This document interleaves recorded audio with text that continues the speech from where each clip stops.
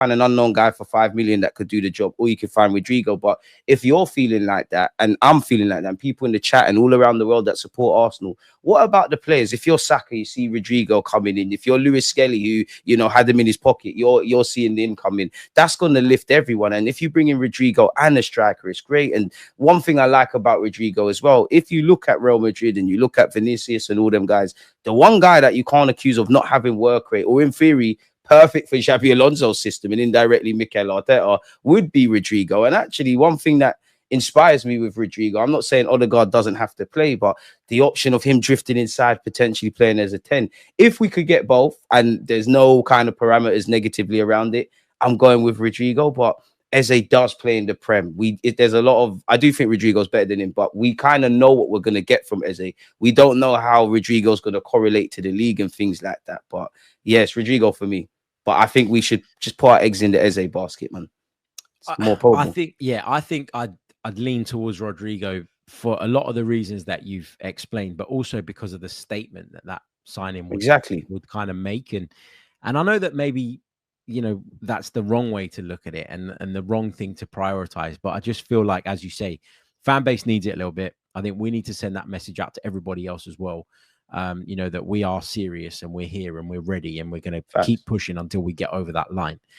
But I think if I look at it through an Arsenal lens, and let me be clear, this is more how I would predict the club would be viewing it than it is my own personal opinion.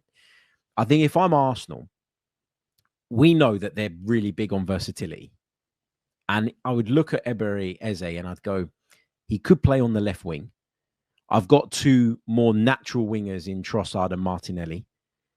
Eze coming in would give me an option on that left-hand side, but a slightly different option to what I already have, which speaks to having that kind of wider weaponry, if you like. But also, Eze can play inside.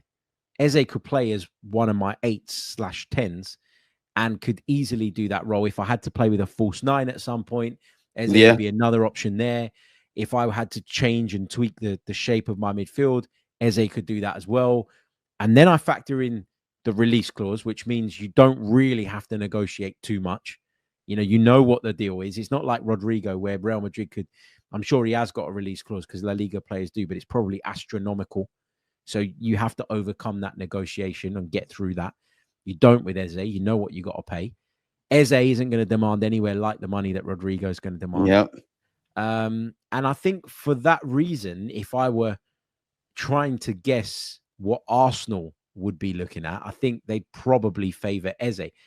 Me and you, it looks like Rodrygo, because we're looking at it from a fan's perspective, and we're not, I don't think, well, I'm certainly not too fussed about the financial side of it. I know that people definitely. People say, you can't ignore the financial side because it's important. Yeah, I get it in the real world, but we're living in a fantasy world. We're fans. Yeah. We want to see the best players come in, and we want to see our team be as good as and effective as it can possibly be. So it's a really interesting debate. I think, it's the versatility point. It's the Premier League experience point. It's the financial point. I think actually the picture for Eberechi Eze looks a lot smoother, a lot clearer. Yeah, that's the word I was looking for. There you go. So yeah, we'll see. We'll see if Arsenal do indeed push ahead with any of these two players. Look, we're going to take some of your questions from the live chat now to round off the show. Get your questions in via the live chat for the final part. Start them with a Q so that they're easier for us to pick out from the live chat, because the chat is popping off and I want to make sure smash the likes, folks. We can find the questions. Exactly. Smash the likes, because considering there's over 700 of you with us live right now, we've only got 100 likes on the board, which is nowhere near good enough. Come on. There's no reason why we shouldn't have at least, 300 by the time we end the live stream. It's Friday, folks. Come on. Exactly. There's a lot of Eze or Rodrygo questions. We've done that, so we'll leave that for now. Rodrygo, just to humor them. There you go. Saga says, why are Arsenal not testing Villa's financial issues with bids for some of their stars? Now, if I remember correctly, the last time we did this together, we talked about Morgan Rogers, didn't we? Yeah.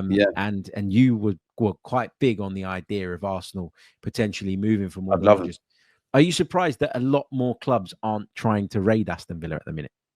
Yes and no. Yes, because if there, at face value, if there is PSR or financial issues, naturally Morgan Rodgers is a player everybody would love. Where I'm pessimistic is I feel, just as a journalist, I feel every year I see Aston Villa and Newcastle in the summer, they have to sell players because of PSR. And if I'm Aston Villa, there's probably a lot of players, maybe not bringing the same transfer fee, but there's probably a lot of players that I would sell before I'm going to sell Morgan Rodgers, assuming Morgan Rodgers wants to leave. But at face value, if the rumors are true and there is an opportunity to be had, I would want Rodgers. I just feel Rodgers kind of makes, in terms of quality, it makes sense. But in terms of what we've been speaking about this whole live stream, you can't really see what piece to the puzzle he fills. Quality players could always be brought in, but Rodrygo, you can see left wing, maybe 10. And Harry eloquently put it earlier about all the roles Eze could play. So, yeah, I'd love Rodgers. I'd love us to go and try if that is a thing. But it just feels like that's a rumor I see every year, if I'm honest. And I'll no doubt see it next year. Yeah, for sure, for sure. A few shout outs to people in the live chat. Hand of Arsenal says Arsenal community with a love. Great to see so many of you in the live chat. Okay, let's pick out a few more questions. Jasper says, if we have no forwards, none of this means anything. We're 10 million away from the Sesko Gyökeres valuations. If we miss out and Havertz does his hamstring again in pre-season, the prices will go up. I feel like that is the most, with all due respect, Jasper, pessimistic way of looking at the remainder of the window. We are going to get forwards in. I'm certain of that. It sounds like when it comes to Sesko specifically, I don't know if you agree with this, DG, but it sounds like RB Leipzig are going to eventually get to the point where they go, we wanted X amount. We're not going to get X amount. The player wants to leave. We need the money. We're not in the Champions League. We're going to have to come down. And this is where, people getting sort of anxious and frustrated and sort of being desperate for these signings to go through has not made a great deal of sense to me, because the 7th of July is, from what I understand, when pre-season is going to begin, 6th or 7th of July, right? If you sign that player now or in a week's time, what difference does it make? They're on holiday. They're not going to join up with you anyway. Surely you would use that time, would you not, to try and negotiate the best possible deal for your club? Yeah, but Harry, man, football fans were frustrated. They just want players in. They don't care about all of that. I'm sure many fans will see what Harry said there is sense, but they're frustrated. They want a forward in. And I understand it. Kind of what Harry's alluding to. And I think many fans are saying, as long as they're in to go to Hong Kong or Singapore, or wherever we're going, nobody really cares. Negotiate as much as you can. At some point, Leipzig are going to have to bite the bullet. Now, this is where the beautiful thing about rumors are concerned, because I remember initially when the window kind of kicked off, a lot of journalists were saying Leipzig want a quick resolution. They want to get the money and do what they're doing because they didn't get in the Champions League and all that kind of stuff. Now it feels like a game of chicken. We're seeing several rumors, I wouldn't say an assassination of Sesko's character, but kind of, in terms of release clauses and money and things like that. And we've seen his agent speak. If we're 10 million away, at some point it's business. Leipzig are going to have to bend their demands, or we're going to have to bite the bullets. But clearly there's an evident area of, we think we can get a deal here. And one thing I like is better. We've got an ability to pivot. With the greatest of respect to Edu, people like Sesko will chase you all summer. If it works, great. If it doesn't, then we tried. We might go and get a stopgap signing. And I hear what he's saying about injuries and things like that, but I do think we'll get a striker. We just need to negotiate. At some point, Leipzig are going to have to bite the bullet and say, okay, the quicker we get the money in, the quicker we can reinvest and go elsewhere. Because at the end of the day, not everyone can buy everyone. Sporting with Gyökeres the same, but Sesko's club Leipzig, they can play as hardball as much as they want. What if Arsenal and everybody else goes to alternative targets? You're stuck with an asset which I'm sure you want because you're trying to rebuild, but you can't get any money, so it's not making sense. I think we'll get over the line. I would prefer Gyökeres once again. I think Sesko will be at the carpet, and I don't think there's anything to worry about, if I'm honest. But what do I know? Yeah, I agree with you. I think look. I've said it a few times in recent streams, right? I've said that I get why people are frustrated and anxious. I don't get why people are going that far, with all due respect, Jasper, to the point where they're cooking up all these worst possible scenarios that could occur and allowing that to kind of eat them up. I'm not going that far, but I understand why people are frustrated, because for such a long time we've heard that this is the summer for a striker, this is the summer for forward reinforcement. And you get into the summer and you expect the club to be ready to execute on those deals. And every day a new signing. Exactly. And that has not been the case just yet. However, the fact that we've gone out and we've done the Kepa thing. We've wrapped up the Zubimendi thing. We've got Norgard pretty much over the line. It looks like we're close to bringing Mosquera in as well. It does show you that something's going on in terms of work. So there's a plan. There's a plan. There is a plan. It might not be the plan that everybody agrees with. I mean, I don't agree with some of what we've done so far. I'll put my cards on the table. But at the same time, you can't judge transfer windows until much further down the line. You know, you got to wait and see how it turns out. To be fair. Yeah, for sure. And we'll get that. We will. Whether it's the ones we want, I don't know. But we can't not get a striker. Like, exactly. Come on. Can you just imagine the meltdown? Just take a moment to imagine what the meltdown will be like if we didn't get a striker. It'd be a very toxic one, man. Yeah, I wouldn't want to be in this country if that happened.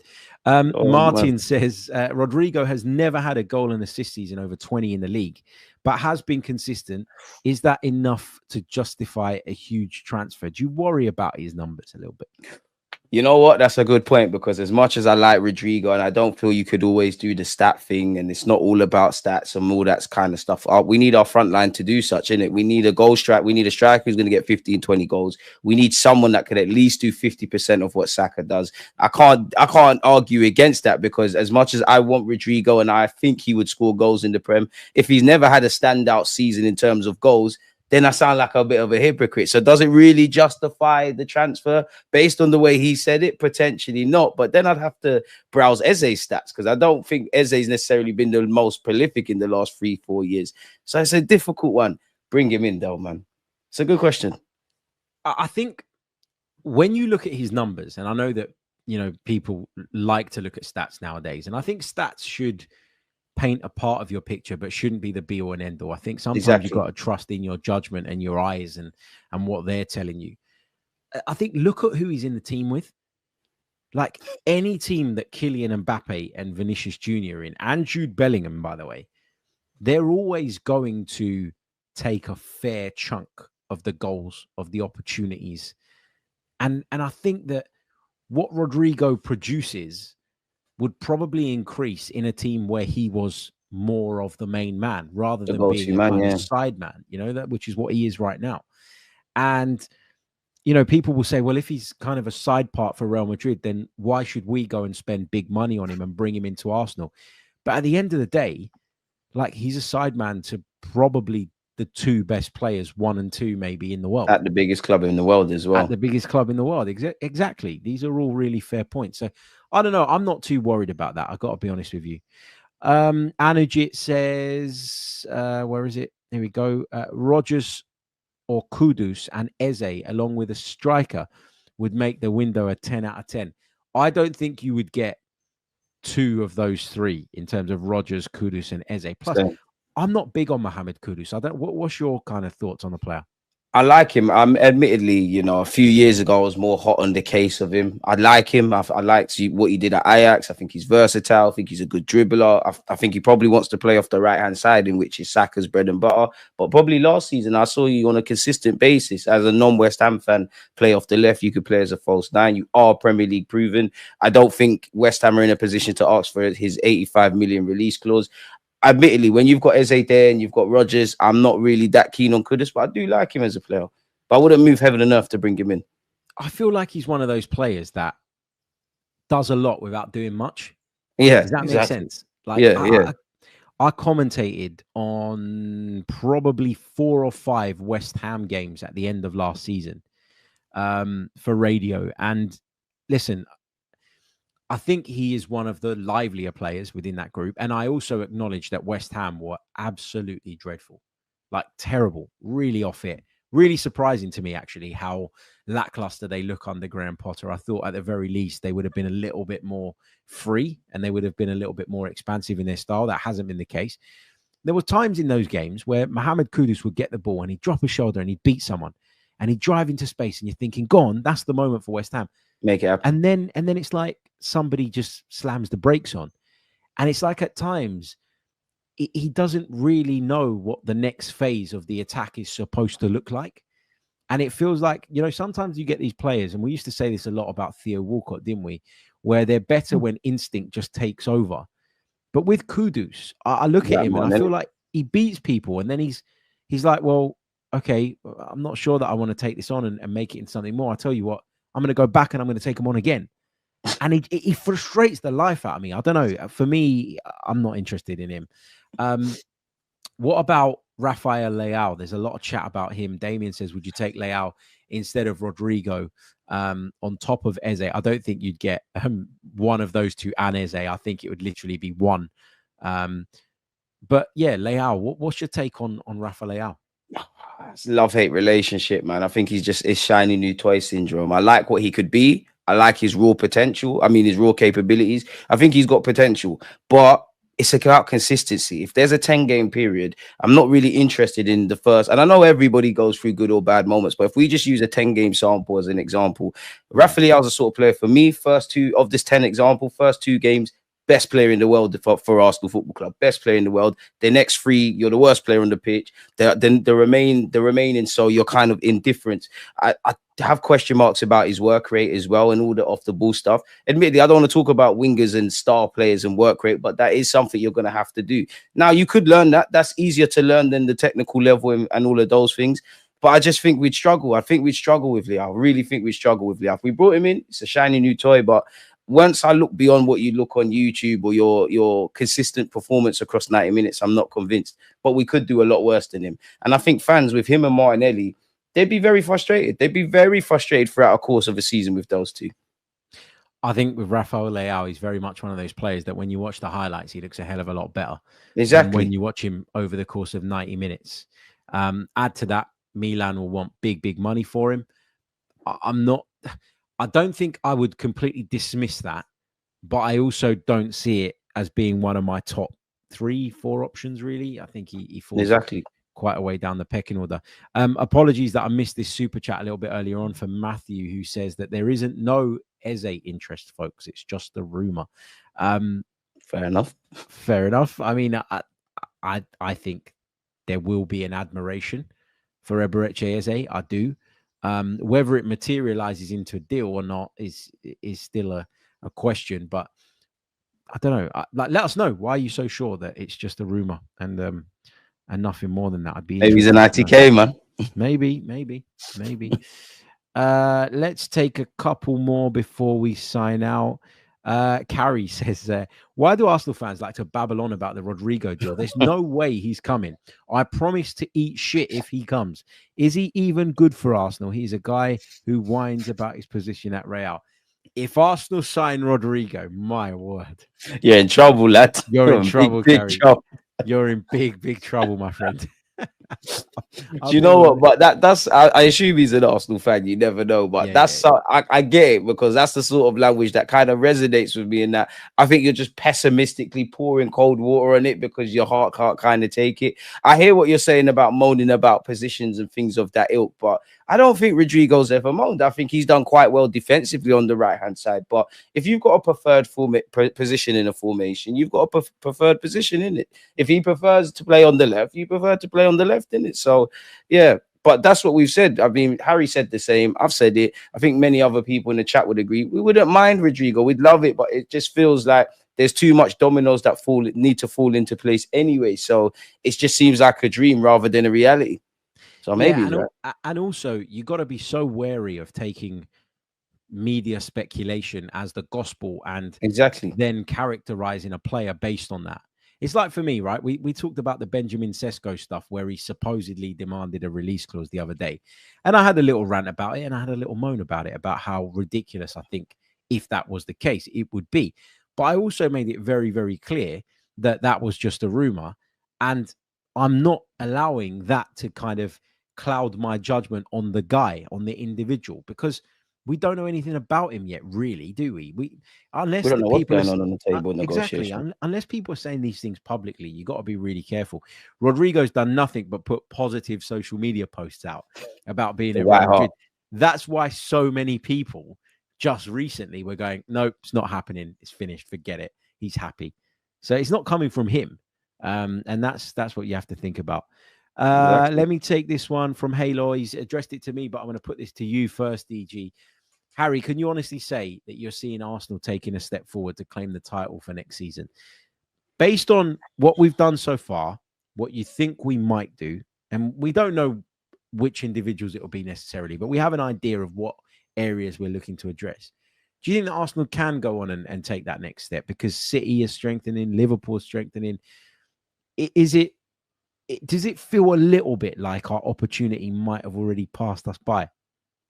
I mean, Harry, that's something I said last week. It's like when it's all said and done, I do feel like the last 3 years, especially the last two prior to the season that's just gone, we've missed some golden opportunities. Like we don't know if Liverpool are going to, start a period of dominance or fall off a cliff. But one thing's for certain is as soon as Klopp left, Slot came in, they ran with it. They won a title. So that is a fear for me.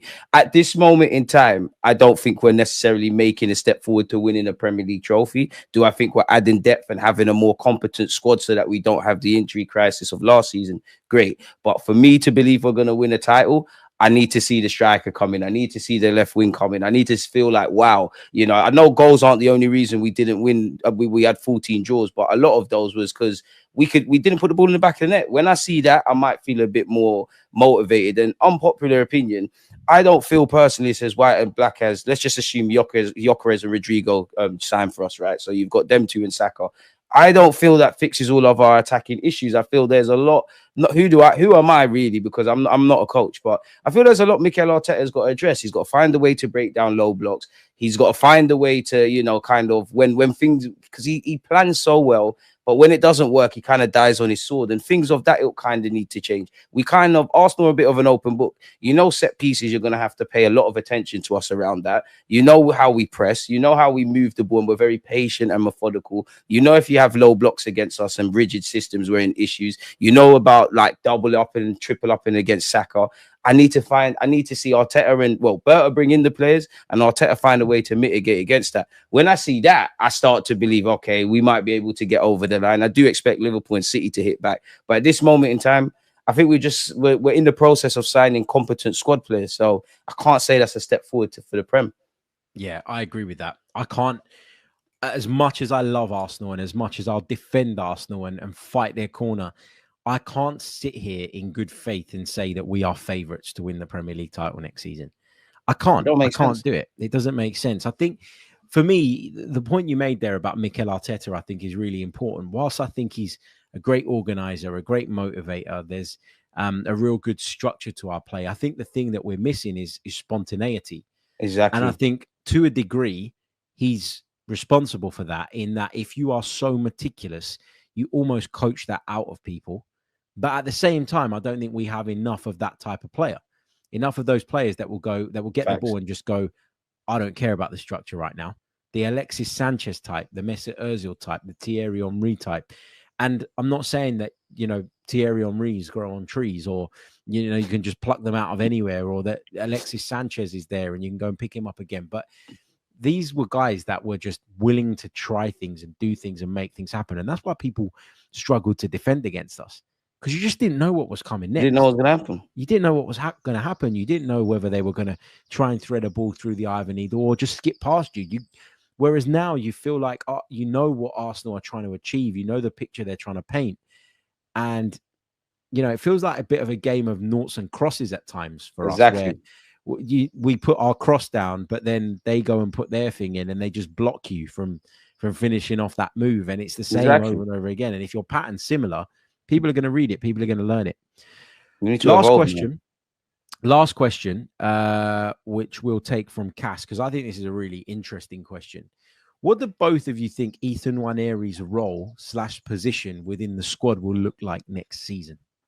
Oh, that's a good question. I hope Ethan Nwaneri uses this summer to, study Martin Odegaard. And what I mean by that is everything that Mikel Arteta demands of Odegaard, where he stands, how he presses the pockets, all of that stuff in his role. Get up to speed in that. Like, obviously, there's a gulf in talent in class at the moment between the two. Odegaard's an established pro. Nwaneri's making his inroads. But in terms of the technical level, he can play in that 8.5 or 10. It's all the other things off the ball that's required. So he needs to get up to speed with that. And I do think he needs to churn out a bit defensively. But I'd love to see him in that. I'd love to see him actually playing the 8 pocket. I can't see that happening next season. So I think in the short term, Nwaneri's clearly seen as a right winger to compete / deputise for Saka. It was interesting, though. I can't remember the period, but during the season, I think Arteta, I can't remember, it might have been November, he said Nwaneri could be a striker. Now, I can't see that, but yeah, if you're talking position, probably that right-hand side with the 10. If you're talking his role, unless he gets an opportunity and runs with it and it's like a purple patch from him, you're probably going to be on the peripheral with an occasional start and rotation. But just because that's how the season starts doesn't mean that's how it's going to finish. We are going to get into that period where we've got 2 games a week, 3 games in 10 days. Players are needing to be rested. Players are injured, etc., etc. So I've never been too fussed about Nwaneri, but I can understand the rumblings where fans are like, oh, he wants to leave. He needs to go on loan. He's not playing. But I think he'll be all right. But it'll be a squad player more than a regular, if that makes sense. Yeah, for sure. And I think the problem with the Nwaneri situation is that he kind of burst onto the scene, partly because we had loads of injuries and all the rest of it, and got lots of games and did really well. Did very well. And then it's almost not just as a fan base, but as a player having to manage that initial high and then the come down. Back to reality. Yeah. And it's not that you've regressed. It's that the circumstances around you have changed. And now you need to play a slightly different role in the group. But when you get to that point where you are one of the main men, one of the main attackers anyway, when he was playing on that right-hand side, he really was that. And you're looking at that and you're going, okay, I'm here now. He's so good. Mentally having to kind of take that step back again can be quite difficult. So he needs to have the right people around him. He needs to have the right messages around him, the right coaching staff. I'm confident he's got all of that and I'm confident he'll be fine. I actually think that although I see him as probably the backup to Martin Odegaard now in that kind of inside position,